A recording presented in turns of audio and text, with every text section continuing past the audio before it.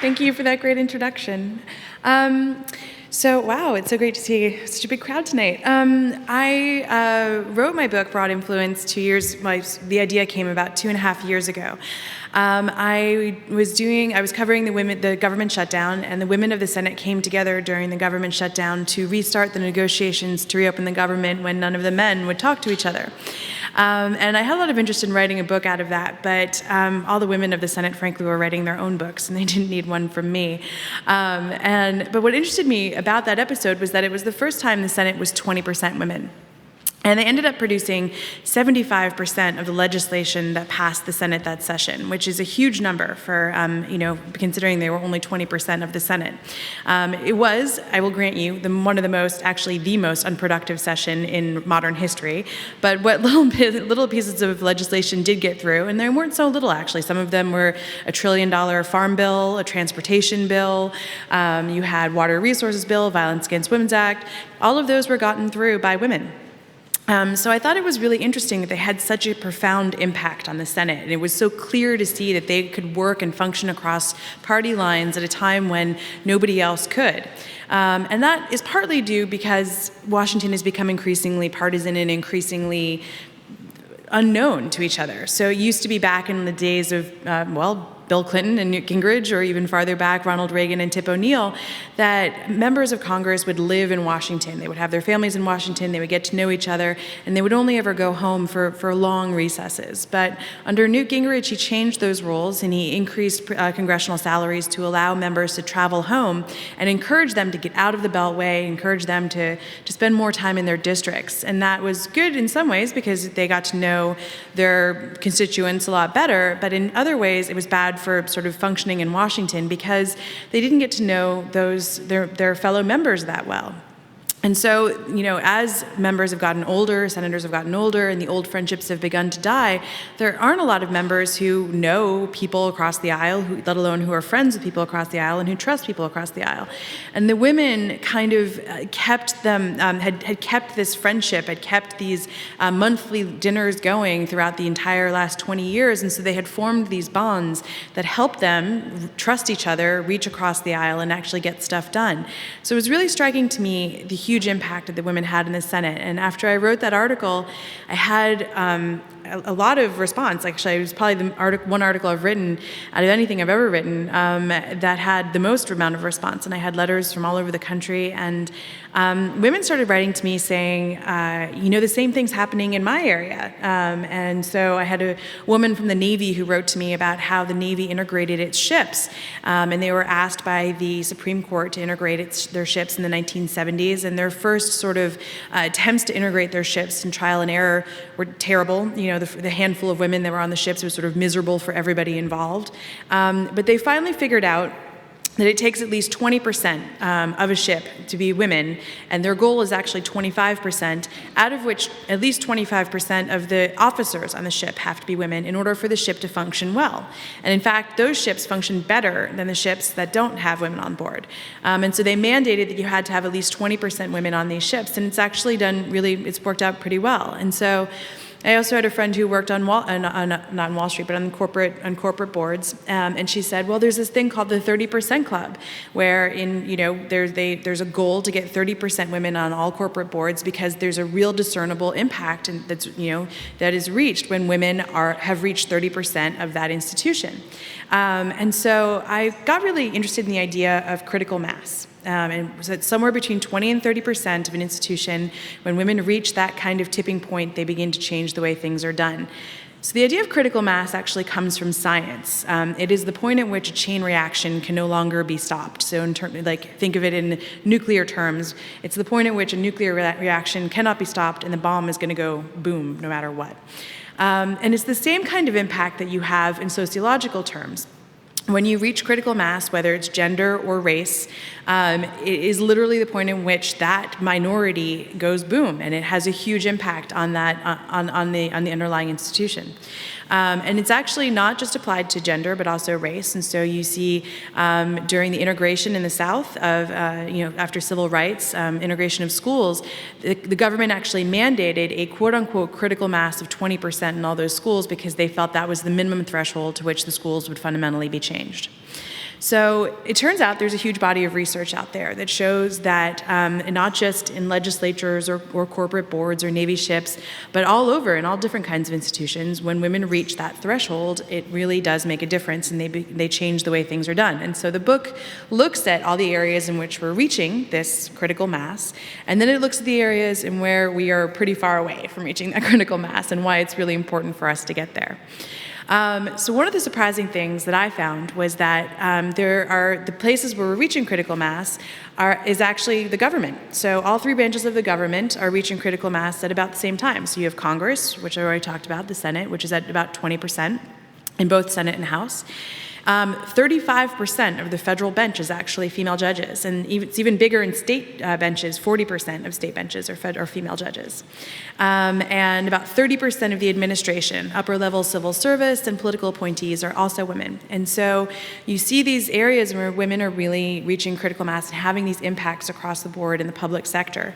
One of my favorite stories in looking into this was the women of the West Wing. And so I don't know how well you know the West Wing and how well you know the Obama presidency, but in 2009, when he first took office, he was not known for being very hospitable to women in the West Wing, you could say. The women in the West Wing were pretty upset that they weren't being listened to. They felt shut out of meetings. They felt shut out of decision-making. It got so bad that by November of 2009, they had a very public dinner at the residence where they took to the president this long list of complaints and said, here's all the ways in which we feel we're being shut out. And the president actually was not very sympathetic. He listened to all their complaints and basically said, man up. And said, you got to get in the game yourself, got to get aggressive, you got to step things up. And he was like, look, there's enough of you got to help each other. And almost offhandedly, he recommended that they start doing monthly dinners to get to know each other. So 39% of the West Wing was women, and that was actually the largest percentage of any White House. But they didn't know, a lot of them didn't know each other going into the West Wing. And so they started having these monthly dinners, which felt kind of forced and perfunctory to begin with, but then they actually became more and more comfortable, and they became more of a sisterhood, and they started to get along, and they started to relate to each other, and then they started to complain about the men, at these dinners and how they were having all these problems. And they decided to start doing things about it. And so they got together and they started, so every woman in the room, and sorry men, everyone in the room has had this experience where you've been in a meeting and you say something and everyone's like, uh-huh. And then 10 minutes later, some guy will say exactly the same thing and everyone in the room will go, oh my God, genius. And you're like, hey, I just said that, and so the women in the room started pointing this out, right? Saying hey, Cathy just had that same great point 10 minutes ago. Yay, Cathy.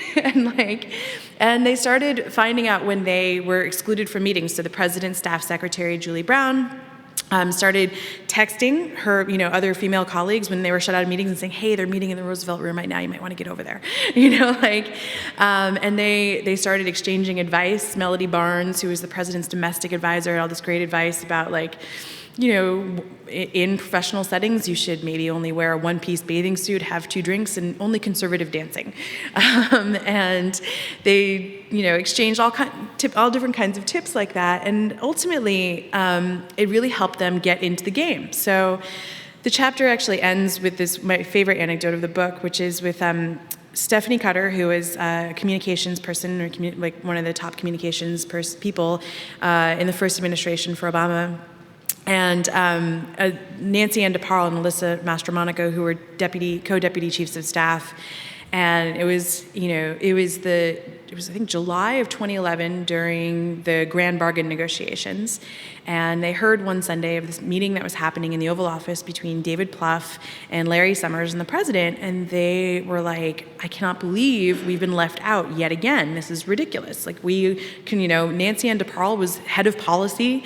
Alyssa Mastromonaco controlled the budget.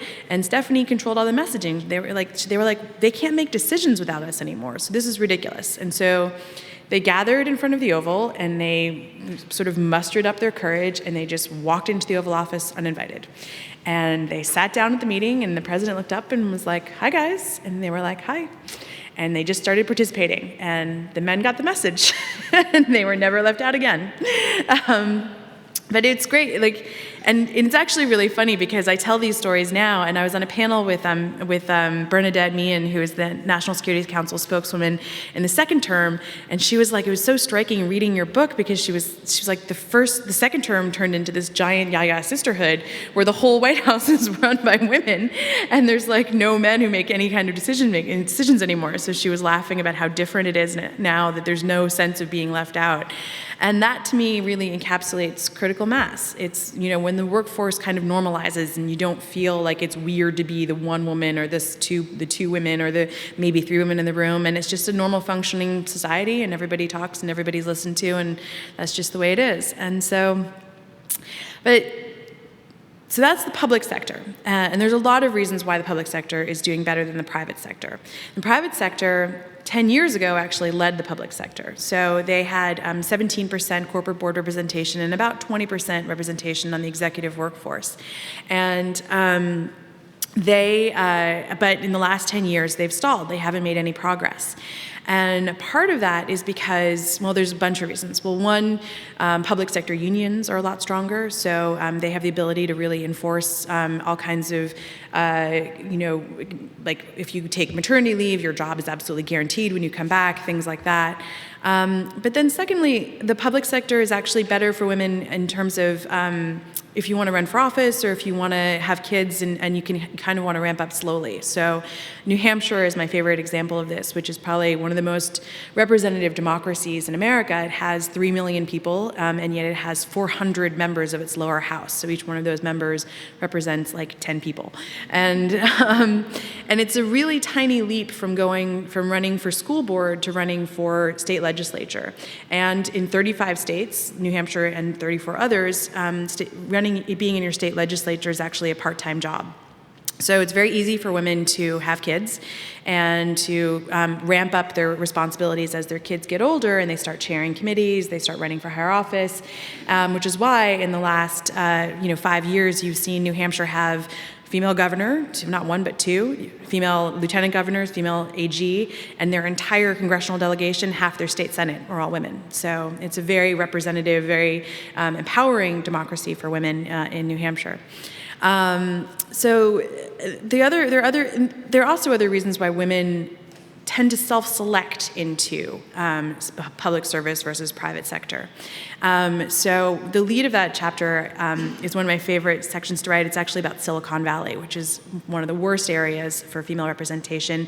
Less than 30% of coders or engineers in Silicon Valley are women. Actually, less than, I think, 16% of particularly coders are women.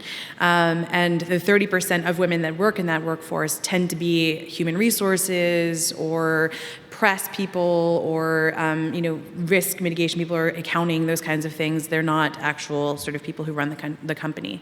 And it's fascinating because in Washington, there's this thing called the U.S. Digital Service, which was started by Obama, and it was meant to disrupt the U.S. government. And they've slowly been going sort of department by department in the administration, completely overhauling the way the administration interacts with people on the internet. So, and they've got, and literally, I think 52% of the U.S. Digital Service now is women. And it's all these women who don't want to work in Silicon Valley because they hate the sort of frat club nature of it, but they feel really fulfilled by working for the U.S. Digital Service because you're there basically doing a greater good. And so it's easier, I think, for a lot of women to miss their kids' soccer games or miss their, parent-teacher conferences if they have to, if they're doing it for the greater good and not necessarily for making $1 million at Goldman Sachs. Although maybe true progress for women would be to have women as well want to miss their kids' soccer games in order to make $1 million at Goldman Sachs. But the U.S. Digital Service is this awesome place where you have all these women who, like the woman who built Amazon's back door, sort of like all of their their trading, like in terms of the ratings of products and things like that. She's an engineer who built all of that, and she was one of the first employees at Amazon. She's now revamping the VA's system and how it interacts with veterans. And so they're doing some really cool things over at the U.S. Digital Service, and it's kind of awesome to me that it's like almost all women doing it. So, and so you see like a lot of women self-selecting, like, you know, talking to Patricia Wald, who used to be the Chief Justice on the D.C. Circuit Court of Appeals. She sort of had this obviously very anecdotal focus group, but all of her clerks were always half women, half men, and she said almost all of the men who clerked for her are in private sector, are, you know, are partners at law firms, and almost all the women who clerk for her are in the public sector. They're either working for other judges or they're working for the government, because she found that women self-selected always to work in the government or to work in public service or have a service in a certain way. So it is interesting that there is a lot of work left to be done in the private sector, and I think probably the worst area of the private sector is Wall Street. I think 15% of traders on the floor are women, and there's this kind of capital flight, which happens in other industries as well, but it's very remarkable in Wall Street. So you talk to women in Wall Street, and they say it took them years to get into investment banking, because that's where all the money was, and that's where it was like really sexy and powerful. And when women finally got into investment banking, all the money went to private equity. And then it took them years to get into private equity, and then when they finally got into private equity, all the money went to hedge funds. And now like less than 6% of hedge funds are run by women. So it gives you a sense of like this constant feeling like you're shut out. Something similar happens with medicine, like, you know, women finally got into medicine, and then they were pediatrics, and now it's like all women pediatrics, and it's the lowest paid division of medicine, also internal medicine, and all of the men sort of fled to surgery, and now like there are very few women surgeons, and they're almost all men, and so it's a similar kind of thing. But anyway, Wall Street was a fun chapter to write, because there's this thesis that has been floating around for a long time called Lehman Sisters. And it's the idea that if Lehman Brothers had been Lehman Sisters, the global financial crisis wouldn't have actually happened. And so it is, and it's actually sort of true when you think about it. So 97%, and Skip and I were just talking about this, 97% of financing for microfinancing in the world is done to women. It's because women are much more risk adverse. And obviously you can't say that these attributes apply to every single woman in the world, but generally speaking, when you look at studies of women, women are more risk adverse. They tend to want to know a lot more information before making decisions, and they tend to make decisions much more slowly, fly off the handle a lot less. But there's actually even a neuroscience, a chemical argument for this, which I found really fascinating. And that is, men produce testosterone. And when you're in a room full of men all day long, that testosterone compounds. So there is a neuroscientist at Cambridge who used to be a trader in London who did a study and tested the testosterone, amounts of testosterone, by swabbing traders' cheeks every morning. And the more testosterone the man had, the riskier the bets he placed on Wall Street or in the markets. And there's a winner's effect, right? So if you place a risky bet and you win, then that compounds again and you produce even more testosterone, right? So the simple physical presence of having more women in the room who secrete estrogen would limit this effect. So it's this kind of amazing effect. And then on the downside, so his theory, this doctor's name is Dr. John Coates. Dr. Coates' theory is that men produce financial bubbles. So they bet on the upside because there's all this testosterone and risky betting that keeps going up and up and up. And then on the downside, men, and I'm going to totally massacre the names of these words, but men secrete cortisone, which is a freezing agent. And so they're frozen and they won't sell when they're supposed to sell because they're so freaked out and panicked. It's this freezing agent. And women secrete the antidote to that, which is oxytocin. So just having more women in the room then would also induce them to sell earlier and they would lose less money. So there's this like fascinating sort of neurochemical reasoning on why you should just generally have more women in the room. There is also, one of the other areas where women are not very prevalent that I think would be really important to have more women in is law enforcement, especially in an era of Ferguson where you have a lot of problems with excessive police force right now, excessive policing. women, study after study after study show that women draw their weapons much less. They tend to look for verbal solutions rather than physical ones. They use the same amount of regular force, but they very rarely use excessive force. And they're much, much better at community relations, right? They're much more empathetic, and they're much better at talking to people rather than just, kind of getting your way in aggressively. And yet it's amazing to me, it was really dispiriting to write that chapter that there is no national push to recruit more women into police. In fact, there's almost nothing being done except by individual police departments. And so each depends on the city. Like the few cities that have, like in DC, Kathy Lanier, who I interviewed for the book, she is a female police chief, and so she's got a big sort of outreach program to recruit more women. But unless you have that kind of critical actor, it's very difficult to actually bring more women into the workforce. And so that's amazing to me that there is no push whatsoever to get women into the policing, and there should be. Critical actors are really important here, and that is a woman. So the reason why it's somewhere between 20 and 30% is because at 20%, you have to have a critical actor. You have to have a CEO or a police chief or a Speaker of the House, somebody who can really help bring women up. So Nancy Pelosi is a great example of that. When she first became leader of the House Democrats, there were 19.5% women in her Democratic caucus. Now there are 36% women in her Democratic caucus, and so she's really made it a priority to hire and bring in and get more women elected. And the same thing can be said about CEOs, right? And any kind of executive office, and it's hard because that is the hardest ceiling for women to breach, is executive office and critical actors, when you have critical actors. And so we've never elected a female president, as we know. Only less than 5% of Fortune 1000 CEOs are women. Less than 12% of our governors and 18% of our mayors are women. And that's because women face a different test for executive office than they do for legislative office. So when you're running for a corporate board or a legislature or something that's more about group negotiation skills, women are perceived to be better at kind of groupthink or better at negotiating amongst win-win situations, right? Trying to all come to a group win. But executive decision-making is seen as command and control decision-making, and that's win-lose. And women are perceived to be pretty bad at that. And so women face, running for these offices, a toughness test that men do not face. And you have to prove that you are tough enough to make an executive decision without input from 1,000 people. You have to prove that you're not emotional to have your finger on the button at that time of the month when, then you have the nuclear codes and you're not going to bomb Russia. And it's a really tough needle for women to thread that men do not have to do. I can't think of the last male candidate for president that we had to worry about, was he tough enough to be a commander-in-chief? It's very rare that we question men's ability to be too tough. But for women, we do it all the time.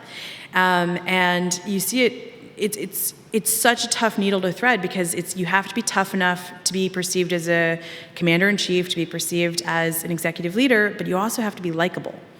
And that's the other side of it, because otherwise you turn into the B word, right? And being likable you have to pass the want to have a beer with them kind of primary. And that is exceptionally difficult for women. And I think you see that going on with Hillary Clinton right now, and who's obviously running for president again. And I really thought the last time around she had passed the toughness test. And so when I wrote the book, I thought, she had run very much as a man in 2008. She hardly mentioned the historic nature of her campaign. She campaigned with a lot of generals and was, talking about the 3 o'clock, being prepared to take the call at 3 o'clock in the morning. And she was, talking about how she was ready from day one to be a leader. And this time around, she has run a very different campaign. She's very much emphasized the historic nature of her campaign. She talks in every speech about equal pay and childcare, and every single speech she talks about the importance of electing women and of how differently she would represent women and represent America than a man would. And I was really surprised covering this election, because I'm covering Hillary now for Time, in New Hampshire and in Iowa, how much she still has to face this toughness and this likability test in ways that other women don't, or other candidates don't. So, I mean, Carly Fiorina also had to face this, and I wrote a little bit about it, which is why you saw Carly Fiorina being really tough, right? Like, she was so tough in those debates, talking about foreign policy and being a commander-in-chief. But she crossed over the other side. Some people criticized her for being too shrill. And the same kind of thing happened with Hillary this time around. And I was surprised that, she was criticized as being shrill. You had Bob Woodward go up on Morning Joe saying she was screaming and it was really, terrible. And that is a really tough, I think, almost, very sexist thing for women to face, because how do you show passion? How do you show that you really care deeply about something without being able to raise your voice? And it's like every person is programmed, especially men, to, when a woman raises her voice, to hear their mother yelling at them. And so she gets trapped into this box where everybody's hackles gets raised and they're like, she's yelling at me, why is she yelling at me? And this is really disturbing, and whereas Bernie can yell and yell and yell, and everyone's like, yeah, man, he's passionate, that's great, yeah, Bernie. And it's really tough for her. Her solution was interesting. I don't know if it succeeded. Her solution in New Hampshire was to get really quiet and solemn. And she would say, I care so deeply about America. It's so important to me. And then there'd be these long pauses that were just, and I don't know if that telegraphs passion any better, but it was her solution to it. It's the only way she seemed to be able to convey with any kind of sincerity that she really cared about this without putting off a lot of people. And so that is, definitely a kind of sexist, one of the sexist boxes that Hillary has had to deal with in this campaign, which still exist. And it's these kind of subtle, you don't even realize it, double standards that you have for male candidates versus female candidates that you don't realize that you're doing. She definitely, with Bernie as well, he has all these amazing sort of dreams about the way the government could be, and he talks in sort of hope and dreams and love and kisses and puppies and kittens, and you think, and you go to his speeches and you're just so inspired because you're like, wow, this is a really lovely, dream of what America could look like. And yet a lot of it is completely impractical and totally unachievable. And it's so interesting because you think about that and you think about Hillary and how if she gave a speech that was like love and kisses and puppies and dreams and was completely impractical, all of our heads would spin off because we'd be like, wait, that's impossible. You can't do that. That doesn't work. And it's the same kind of box where women are seen as these kind of practical moms. And Bernie is the guy who wants to go buy the jet ski, and she's like the mom being like, we can't afford that, Bernie. We need to pay for college, and she gets put into this box where she ends up being the mom who's like, no, we can't do that. No. And it's really uninspirational. And we were talking about millennial women earlier, and I had this one millennial woman who I spoke to in New Hampshire who was at a Bernie event, and she was going to go vote for Bernie, and I was asking her, what did you like about Bernie and what did you like about Hillary? And she was like, well, Bernie, it's like you go to his events and it's like going on a first date and being swept off your feet, and you just feel so like you're gonna cause a revolution, man. It's awesome, right? And then she's like, can you go to a Hillary event? And she's like, and it's like going on a first date with an actuary who's talking to you about your mortgage payments and and it's totally uninspirational. And so older people are like, man, president actuary sounds kind of awesome. But younger people are no way, president actuary, I want my revolution, I want to be swept off my feet, I want to fall in love. And so we have these kind of sexist boxes and sexist kind of tropes and stereotypes that we still are, dealing with even today. I really did think going into this election that she'd already overcome a lot of these things beforehand and that she wouldn't have to deal with them again or in any way. And this time around, it's happening, but in very different, subtler ways than existed beforehand. And that permeates throughout the workforce. And there's a great. So Harvard Business School has studied a lot of this stuff, and really ad nauseum. And it was after, so the new president of Harvard, Drew Gilpin-Faust, is a woman. She came in after they deposed Larry Summers for saying that women couldn't do science and math. One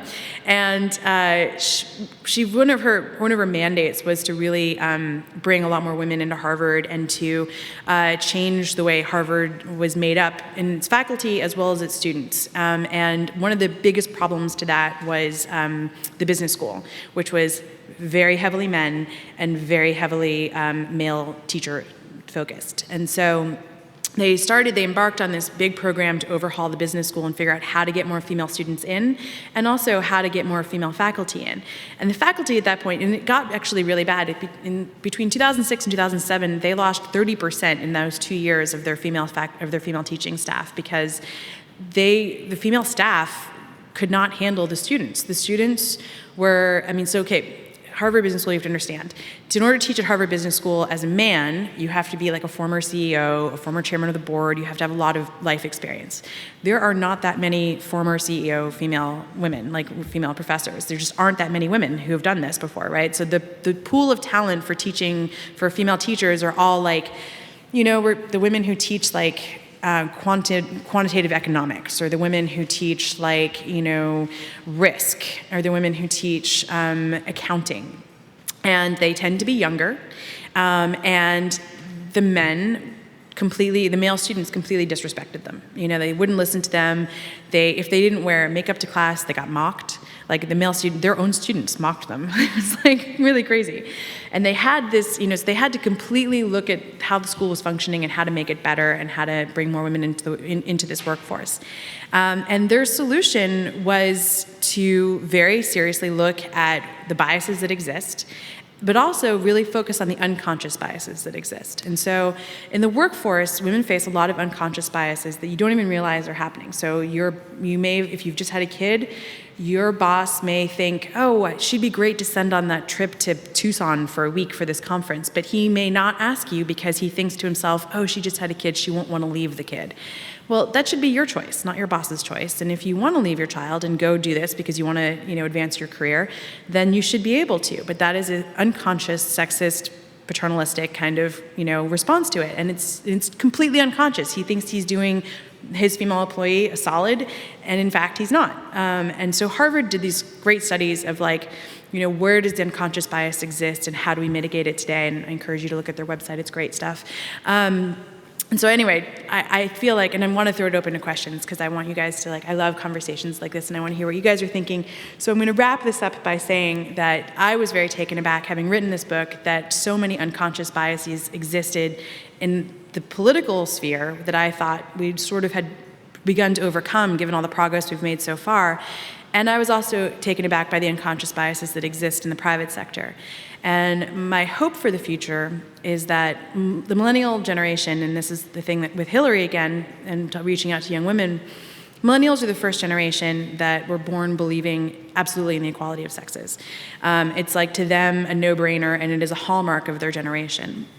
And they, to them, they assume that there will be a female president in their lifetime, and they want to know why Hillary, and that's the case that she has to make to them is why her. But I think we are also at a really exciting time in America where you have, for all that millennials don't necessarily think that they have to vote for Hillary, they are incredibly a feminist generation. You look at Taylor Swift demanding recognition at the Grammys. You look at Jennifer Lawrence demanding equal pay, and Patricia Arquette. You look at, I always get her name wrong, Hermione Granger, Emma Watson. She started a feminist book club, right? And so there's, all these millennials who are out there talking about these issues, and they're very passionate about it. And so the feminists call women's entrance into the workforce for the last 30 years the quiet revolution. And I would argue that revolution is not so quiet anymore, that women are really standing up in this day and age. As we're reaching this critical mass, this tipping point, our voices are very much beginning to be heard across America. And it's not like something that's going to, and people talk about it, well, it'll go back, it'll regress, the progress we've made, we will lose ground. And I think that is no longer true. And that is because women came into the workforce during World War II with Rosie the Riveter, because the economy demanded it. And it wasn't until the 1970s that all of the laws that we had, forbidding women to work without their husband's permission were fully repealed. But it will be because of the economy demanding it that women will fully be brought into the workforce. And we are actually incredibly close to that. So people talk about gender programs and empowering women as kind of this very fluffy thing that maybe, look, we do it, it's great. Like, it's kind of these totems that they have. It actually is an economic necessity that is going to happen very, very quickly. And so by the year 2030, the entire baby boomer generation will have retired, and we will be short 26 million workers. Now, there's only two ways to make up that difference. One, you bring in a lot more immigration, which is very hard to imagine with this Congress. Or two, you bring women up to full employment in the workforce. So you may know that women already make up 47% of the workforce, but they make up 2/3 of minimum wage workers and 3/4 of shift workers. This only works if you bring women fully up to full employment into middle and senior management. That's the only way to fully really fill this hole. And so it is a demographic cliff that we are absolutely facing moving forward. And so the next president, whomever he or she may be, will have to deal with this because this isn't going to happen naturally. We're going to have to do something about it. Other countries, like Europe, have reached this demographic cliff ahead of us. They've instituted quotas. Again, kind of unlikely in this Congress. Other countries have done public-private partnerships, which are great models for what we might do as, moving forward.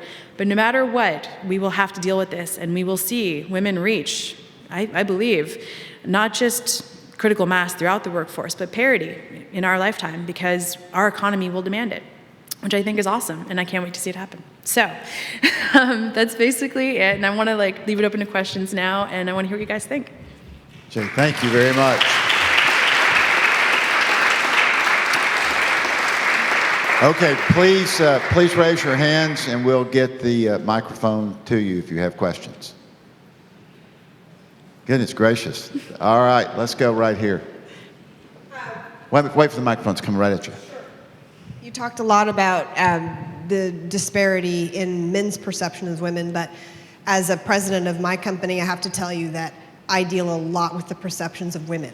Mm-hmm. And so I don't know what you've run into. I'd be curious to hear what you say, but I will never forget when I was 23 making my first speech to the World Organization of Electronic Engineers, and this man came up to me and said, "Honey, why does your husband let you out?" Wow. Yeah. That was juxtaposed against a woman. I have an 8-year-old child. I'm 44. A woman who was like, what are you doing? Out. I mean, where's your child?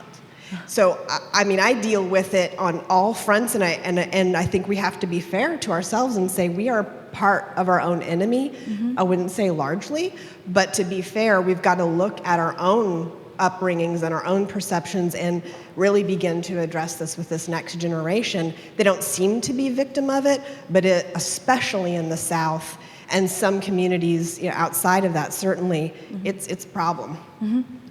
So absolutely, and there's a really famous saying which has been, I think, a little bit abused in the recent weeks by Madeleine Albright, which is, there is a special place in hell for women who don't help other women. And to give context to that, Madeleine Albright said that 25 years ago, and she originally said it because older women were not helping her generation up, right? And it was really frustrating to see. If there was going to be one slot for a woman, it was total catfight and sharp elbows to get that one slot because it was the one token slot. And I think that with critical mass, and when you see it's not just one slot or two slots, but when it becomes a much more normal thing to have women in the workforce, and it's that slot isn't for a man or for a woman, it's just a slot, right?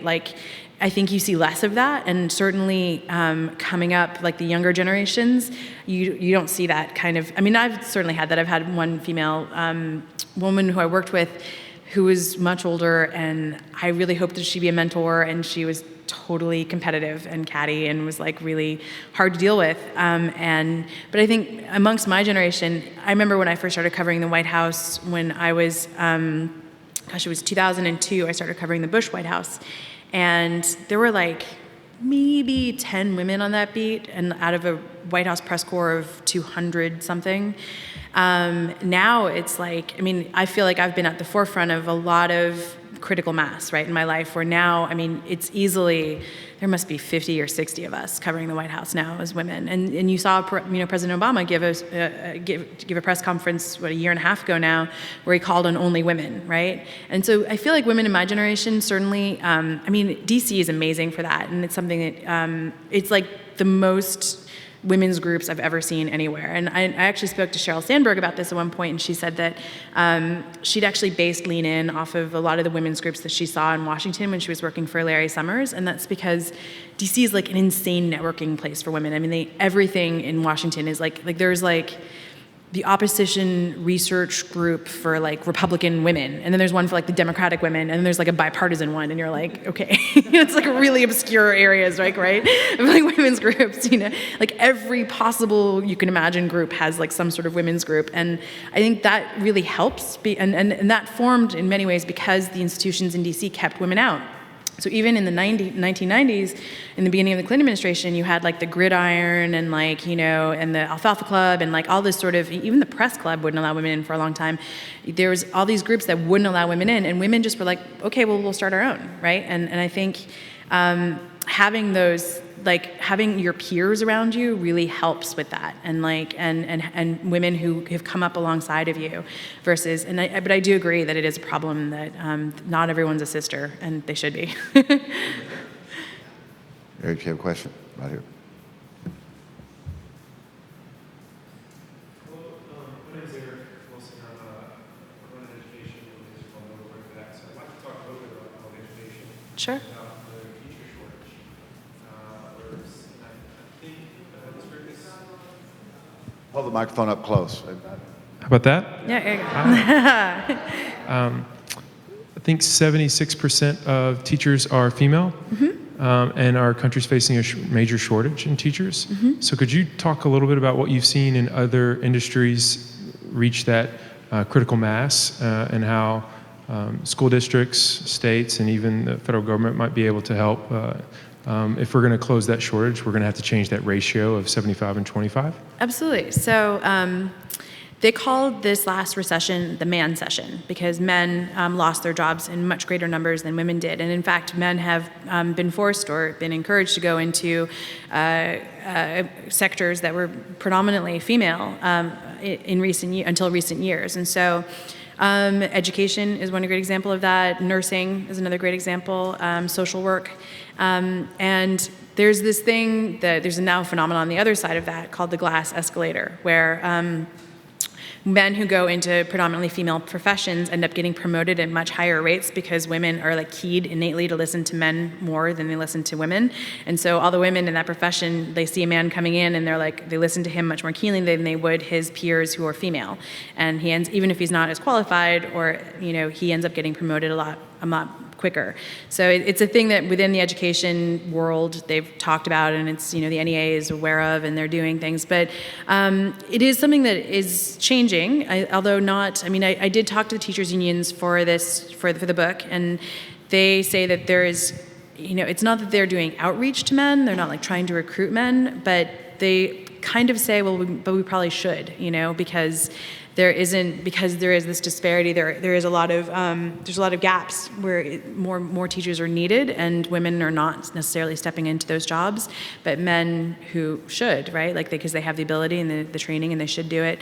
And it's a lot of it's just sort of getting rid of stigmas, right? Much like a lot of millennials, the millennials are interesting generation for a lot of reasons. So there's the stay-at-home dads. There's like a huge amount of stigma around that, right? And so dads who stay at home, it's like they're considered like, losers or feminine or whatever. But it's a phenomenon that's increasingly happening, and that's a hallmark of, again, millennials, where if the woman is more career-driven and more successful, and she marries a guy who is not so career-driven and wants to stay home with the kids, that's great. He should stay home with the kids, so 30% of kindergartens today in America, their first primary contact are actually fathers, not moms. So it shows you that there is this shifting tide where men are beginning to take on a lot more responsibilities for child rearing and wanting to be with their kids. You see in Silicon Valley, Mark Zuckerberg, demanding paternity leave, taking paternity leave. Like you see almost every, like you talk to, I went out and talked to Silicon Valley folks like Airbnb or Google, Facebook, and almost all millennial men are asking for equal time off, from work to go pick up kids from school, to go deal with like PTA conferences as women are, in fact, if not more so. So there is that sort of changing tide. But I do think that until you overcome a lot of the stigmas, of these things, and it's an inverse stigma, right? Like women have stigmas who go into like banking, like as if you're a horrible mother for neglecting your children, or, if you're like a president of something or whatever, like you get asked, why aren't you with your kids? Men have the opposite stigma where it's like, if you choose to be a teacher and if you choose to like have a flexible schedule to stay at home with your kids, like suddenly you're not manly enough. And so it isn't until I think you get rid of the stigmas and the biases on both sides that you're going to have a truly equal workforce. Questions? Yes, Hillary, back at the back. Hi, I'm Hillary Trudell. I work here at the school. Thank you so much for being here. This is fabulous talk. My question is specifically about the boxes that we find ourselves in as leaders. And you were talking a lot about Hillary and how she can't be too loud or too girly or too, you can't be too much like a man because then you're mannish and you're not being a woman, and you can't be too much like a woman because then you're weak.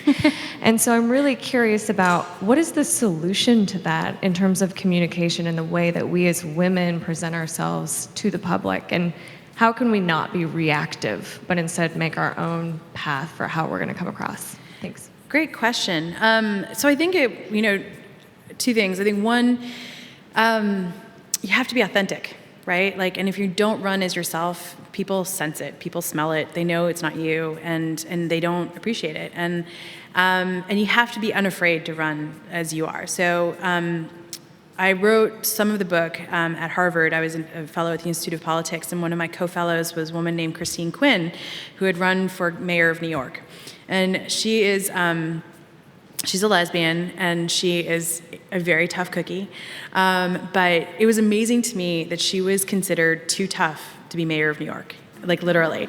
And I was like, this is a city that elected Rudy Giuliani and Mayor Koch, and like, how is Christine Quinn is too tough? And so, and it was unbelievable. And she had all of these requests for fluffy stories about her hair, because part of her stump speech was she has this really short red cropped hair, and she has this fascinatingly intricate relationship with her hair stylist that is very intimate and very kind of hilarious, and so she joked on the campaign trail that this shade of red was not natural to nature. I mean, it was just, and it took a lot of work to accomplish. And so she would always say that was part of her economic empowerment program for New York, was spending a lot of money on her hair.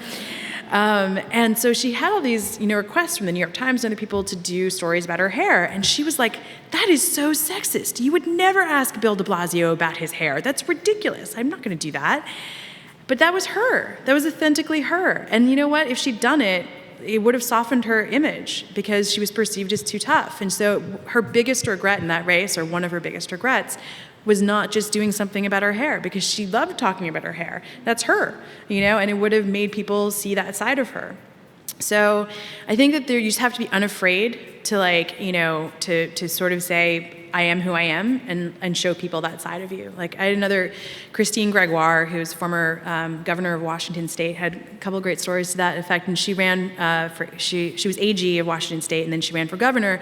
When she ran for AG, she was considered not tough enough to be AG, and they ran all these commercials against her for not being tough enough. And then when she ran for governor, she was considered too tough. So it was like classic box. And so she, I don't know if you remember, but she had all these recalls and recounts because she barely won her first term, and there was all this drama around it. So the first press conference that she gave after all the drama had been settled and there was no question she was governor and that's it, the day before, her family dog had died, and and she'd spent the whole day consoling two very distraught daughters, and she had this press conference. She didn't even think about it, and somebody asked her at the press conference about her dog, and she just burst into tears. She was like, my dog died, she was just really sad.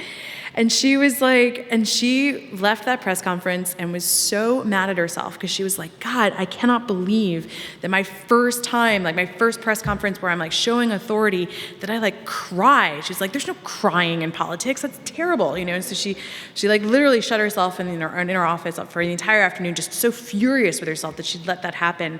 And she was shocked at the end of the week when their weekly polling numbers came in, and she'd had this huge boost because people loved that she cried. And it was authentic. It was great. It was a great moment. It was like, of course, you know, it's like people cry when your pets die. That's really sad. And so it was like, so Christine, you know, both Christines, Christine Gregoire and Christine Quinn, their lessons were you just have to be yourself and you have to show voters who you are. I mean, like, don't cry every day. That's probably not a good, like, you know, like advertisement for your leadership, but you know, but don't be afraid to show emotion. Don't be afraid to show who you are. And I think that, and yes, there is still this programming that we have where when women yell, you know, or raise our voices, people cringe, and that will take a generation or two, I think, to get over once you have powerful women in office who are passionate, who can yell and be credible and still be seen as passionate. I mean, but I do think just authenticity is a great way to do it. Other questions? Let me ask you one. Since you cover the Obama White House, you talked about President Obama. What about Michelle Obama? And what do you think her legacy will be, her role model that she set as First Lady, as a mother, and outspoken on certain issues of her life? How do you think that plays? So Michelle Obama was really interesting to cover. When I covered the 2008 election, I actually did a profile of her for the magazine, and she's a lot more political than people realize and a lot more politically savvy. And so he would never have been elected if it weren't for her. So when Obama moved to Chicago, he didn't know anybody. She grew up in Chicago. She went to school with all the Jackson kids. You know, she knew Jesse Jackson growing up. She had the cred and she had the connections that enabled him to sort of go places in Chicago politics. She also made a really interesting career choice early on where when he started working he started teaching and then ran for office, instead of going into a law firm or making money, she became the head of this NGO that trained basically workers and for other NGOs. Like, it was like you trained people on how to do grassroots organization. And when he ran for office, it was her grassroots army that she had built in this NGO across Chicago that was activated and really came out and got out the vote for him. And so it's been interesting to me to see how she's chosen not to be very political in the White House. And it is, because she spoke a lot about women in the campaign trail. I don't know if you remember, but she talked a lot about being incredibly frustrated with Barack when, you know, he wouldn't take care of their kids, right? She felt like she was doing all of the housework and all of the child care and working a very big full-time job on her own, and her husband was like basically not doing anything, and she would yell at him for it, and they'd get into these big fights. And her mom, Marianne Robinson, who I interviewed for the story, who is awesome, and I think she's like the best untold story of the White House, because it's just so fascinating to me to see this woman who didn't even finish high school, like lived in the south side of Chicago in this one-bedroom bungalow with her 2 kids, like didn't work, you know, was a stay-at-home mom, and in one generation, you know, is now living at the White House, and just how much change she's seen in her lifetime is pretty phenomenal. And she's such a pistol. She's a great person to talk to, which is probably why they don't let us talk to her anymore. So she was saying, you know, well, Michelle was always complaining to me about Barack not, like, you know, doing the laundry and doing the dishes and taking care of the kids. And I was like, well, you know, she was like, Michelle, you could quit your job and work, you know, and just take care of the kids yourself if that's what you want to do. And Michelle was like, what do you mean? Like, you know, like, that's not an option. So eventually Michelle's solution was to get up at 4 a.m. every day and go to the gym.